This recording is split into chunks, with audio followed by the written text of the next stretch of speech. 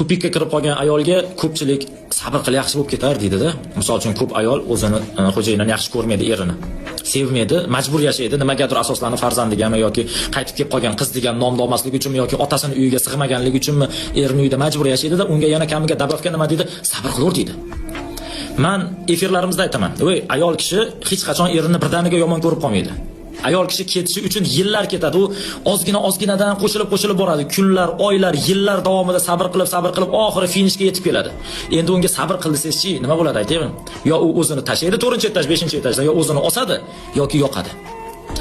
Ayol kishi ajrashyaptimi, hayotini tugatyaptimi, demak u finishga kelib bo'ldi. Endi unga sabr qil deyish yaramaydi. Sabr qilib kimga aytadi? O'rtadagi odamga aytadi. Yashaymikan, yashamaymikan deyotgan odamga aytadi. "Ey, sabr qilib harakat qilib ko'r, o'xshab ketdi" deydi. Agar harakat qilib ko'radi, o'xshamasa keyin qaytadi u ham. Endi sabr qil deb oxirga kelgan odamga aytmang, u o'zini o'ldirib yuboradi. Erkak kishi Erkak kishi bittada yomon ko'rsa ajrashadi, qutuladi.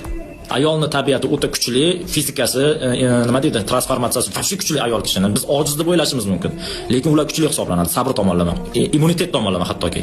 Lekin erkak kishi juda ham zaif. Biz yomon ko'rib qoldikmi, nafsimizga yoqmay qoldimi, sirasi yangilashlikni payiga tushamiz. Tan olaylik, yomon ko'rishlari mumkin, lekin haqiqatni aytyapman. Sabr qil deyishdan oldin uni dardini hech bo'lmasa his qilib ko'ringlar.